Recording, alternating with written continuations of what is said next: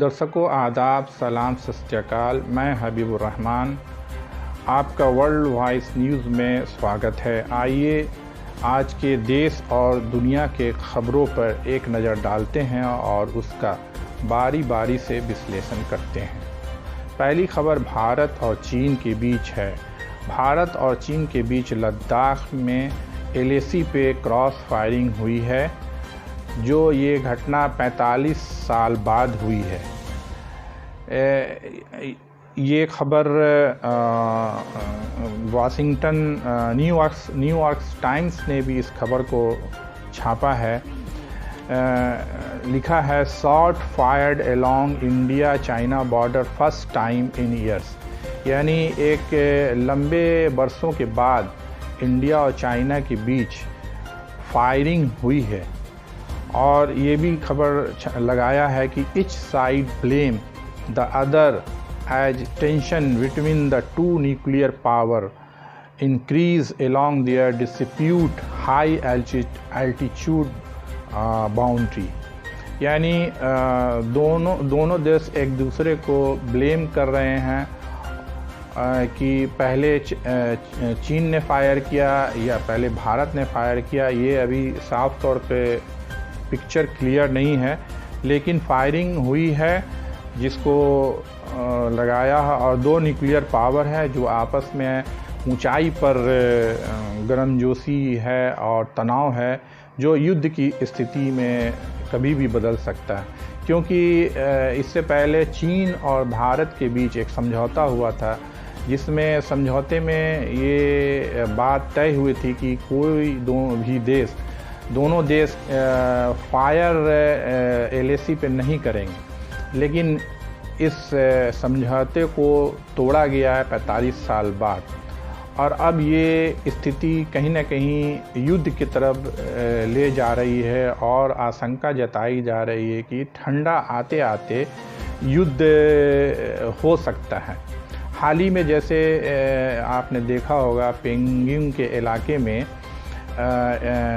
दोनों फौजों के बीच झड़प हुई थी, जिसमें लाठी डंडों घूंसों से मारा गया था, जिसमें भारत के 20 जवान मारे गए थे। लेकिन चीन ने अपने तरफ से कोई इसके बारे में पुष्टि नहीं की थी कि कितने फौजी मारे गए हैं। इस खबर को वाशिंगटन पोस्ट ने भी लगाया है। Shot fired on the Indian China border for first time in decade as tension flare, यानी दशकों के बाद पहली बार इंडिया चाइना बॉर्डर पे फायरिंग हुई है, इसकी पुष्टि कर रहा है। ऐसे में जो ख़तरा है युद्ध का वो बना हुआ है और कभी भी हो सकता है। अगली खबर की तरफ बढ़ते हैं। अगली खबर बेलारूस से है। बेलारूस की अपोजिशन लीडर जो है मारिया कैलेस्निकावा, उनको बॉर्डर पे डिटेन कर लिया गया है, हिरासत में ले लिया गया है। क्योंकि अभी हाल ही में राष्ट्रपति चुनाव हुए थे। वहाँ के जो वर्तमान राष्ट्रपति हैं अलेक्जेंडर लुकाशेंको, वो 27 साल से अपने पद पे बने हुए हैं, एक डिक्टेटर की तरह, और तानाशाही चला रहे हैं। ऐसे में उन पर चुनाव में धांधली होने का आरोप लगा है, जिसके कारण पूरी जनता सड़क पे आ गई और पथराव और प्रोटेस्ट करने लगी, जिससे वहाँ गिर युद्ध जैसी स्थिति पैदा हो गई है। ऐसे में रूस के राष्ट्रपति व्लादिमीर पुतिन वेट और वॉच की स्थिति में है कि कब वहाँ गिर युद्ध हो और अपनी फ़ौज को उतार दें और बेलारूस को अपने कब्जे में ले लें। क्योंकि जब रूस का कोल्ड वार हुआ था, उससे पहले बेलारूस जो है वो USSR का हिस्सा हुआ करता था। तो ऐसे में ये देखना है कि आने वाले समय में बेलारूस में क्या होता है, क्योंकि बेलारूस जो है वो एक नाटो का भी सदस्य है, और ऐसे में कोई यूरोपियन देश भी बेलारूस का की मदद नहीं कर रहा है, ना ही अमेरिका कुछ इस मसले पे बोल रहा है। ऐसे में अगली खबर की तरफ बढ़ते हैं। यूएई और इज़राइल का जो डील साइनिंग सेरेमनी है वो 15 अगस्त को अमेरिका में होने जा रहा है, जिसका होस्ट प्रेसिडेंट ट्रंप करेंगे। इस खबर को अरब टाइम्स ने भी लगाया है, कहा है, छापा है उसमें अपने खबर में कि Trump host UAE Israel dealing ceremony on September 15। इसी खबर को गल्फ न्यूज़ ने भी लगाया है और लिखा है US to host UAE Israel deal signing ceremony on September 15। तो ऐसे में अरब देशों में बदलती राजनीतिक स्थिति को देखते हुए सारे इस्लामिक संगठन एकजुट हो रहे हैं और अचानक हमास के जो लीडर हैं इस्माइल हनिया अचानक लेबनान की राजधानी बेरूत में पहुंच गए और उन्होंने महमूद अब्बास जो फ़िलिस्तीन के सदर हैं उससे टेलीफोनिक बातचीत भी की है। चूँकि इस्माइल हनिया जो है वो फ़िलिस्तीन के इलेक्टेड प्राइम मिनिस्टर भी हैं, जिसको महमूद अब्बास ने उस समय उनको प्राइम मिनिस्टर पद से होने से नहीं माना था और वो तुर्की चले गए थे और उनको तुर्की की नागरिकता मिली हुई है। अब ये एकजुटता आपस में हो रही है इस क्षेत्र में बदलते राजनीति को देखते हुए। इन्होंने हमास से बात की है। दूसरी तरफ एक संगठन है इस्लामिक जिहादी संगठन सीरिया में दमिश्क में, उससे बातचीत चल रही है, मीटिंग चल रही है। दूसरा जो इस्लामिक संगठन है इख्वानुल मुस्लिमीन, जिसका नेटवर्क पूरे अरब देशों में है।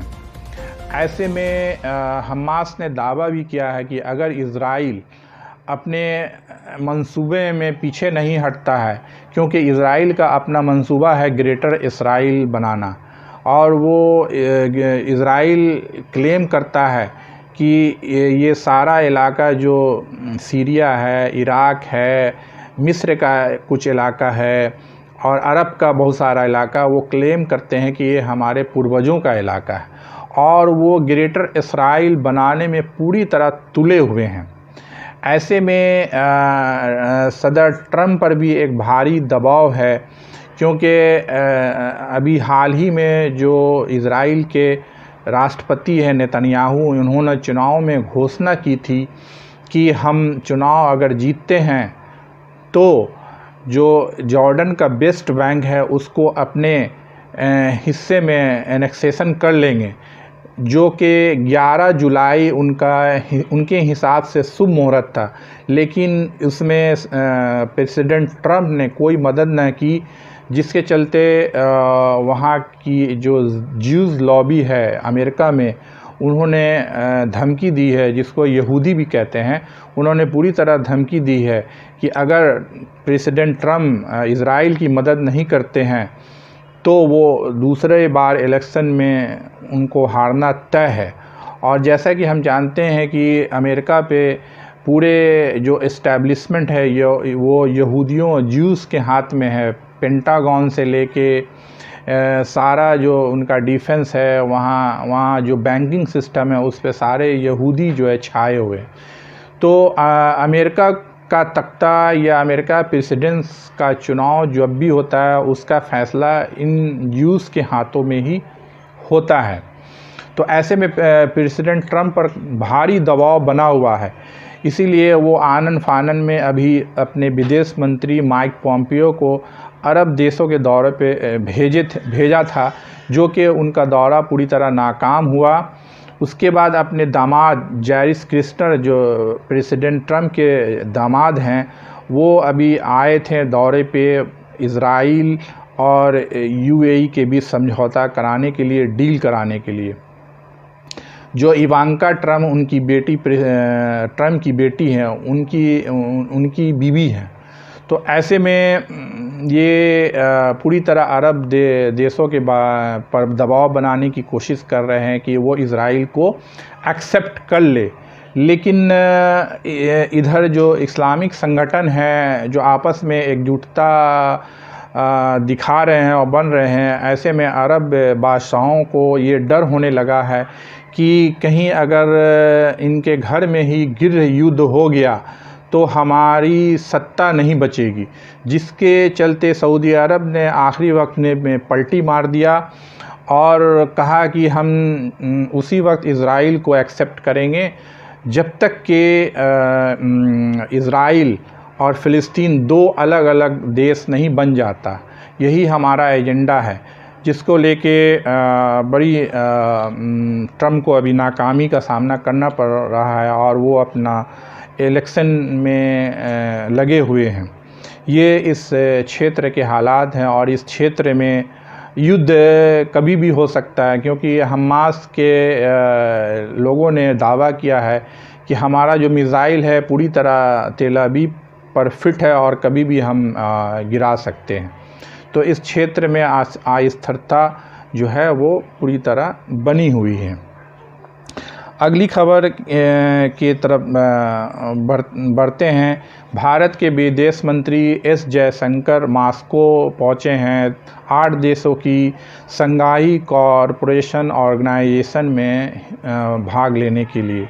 ऐसे में चाइना भी वहाँ मौजूद रहेगा, क्योंकि रूस और चाइना दोनों बहुत करीब है और भारत चाहेगा कि हम रूस के ज़रिए उस पर प्रेशर बनाएं। इस खबर को हिंदू अखबार ने भी छापा है और विदेश मंत्री मॉस्को जाते हुए बीच में ईरान भी रुके हैं और वहाँ चाबहार बंदरगाह के बारे में वार्ता की है और अफ़गानिस्तान के मसले पर भी बातचीत हुई है। हालांकि जैसे ही चीन ने ईरान में ये घोषणा की 400 अरब डॉलर निवेश करने का, तो पूरी तरह से ईरान भारत से हाथ से निकल गया और जो भारत ने चाबहार बंदरगाह पे अरबों डॉलर खर्च किया था वो नाकाम होता दिख रहा है। और दूसरी तरफ अफ़गानिस्तान में भी भारत की पकड़ कमज़ोर पड़ रही है, क्योंकि अशरफ गनी सरकार ने तालिबान के सामने घुटने टेक दिए हैं और ये अपने वार्ता के लिए कतर में बैठक होने जा रही है। इससे पहले भी अमेरिका और तालिबान के बीच वार्ता कतर में हुई, रूस में हुई, जिसमें ये समझौता हुआ कि अशरफ गनी सरकार तालिबान के 5000 कैदियों को रिहा कर देगा, लेकिन वो उसमें देरी कर रहे थे और देरी की वजह से तालिबान ने बीच में कई बार अशरफ गनी सरकार पे ताबड़तोड़ हमले भी किए। तो ऐसे में ये देखना है कि ये क्षेत्र भी बहुत ही अनस्टेबल है और इस क्षेत्र में भी जो है राजनीतिक स्थिति बदल रही है। तो कहने का मतलब ये है दर्शकों कि आप गोदी मीडिया से दूर रहिए और मेरी सलाह है कि जो पत्रकारिता होती है वो निष्पक्ष होनी चाहिए, किसी के फेवर में नहीं होनी चाहिए और दर्शकों को अपने विवेक और बुद्धि से काम लेते हुए उसका विश्लेषण करना चाहिए और किसी नतीजे पे पहुंचना चाहिए, क्योंकि गोदी मीडिया आपको गुमराह कर रही है और किसी पर अंधविश्वास करके उसके भक्ति में विलीन मत हो जाइए, क्योंकि ईश्वर ने जानवर इंसान में फ़र्क क्या पैदा किया है। ईश्वर ने इंसान को विवेक और बुद्धि दी है और बोलने का एक्सप्रेसिंग पावर दिया है। वो अपने बात को रख सकता है, बोल सकता है, समझ सकता है। तो आप भी अपने बुद्धि को, विवेक को इस्तेमाल कीजिए और अपने देश और दुनिया के होने वाले हालात पे नज़र रखिए और उसी हिसाब से अपने फ़ैसले कीजिए। मेरे साथ खबर में बने रहने के लिए इस चैनल को सब्सक्राइब कीजिए और बेल आइकॉन पे बटन दबाइए। तब तक के लिए मुझे इजाज़त दीजिए, फिर अगली खबर में आपसे मुलाकात होगी। सब्बा खैर।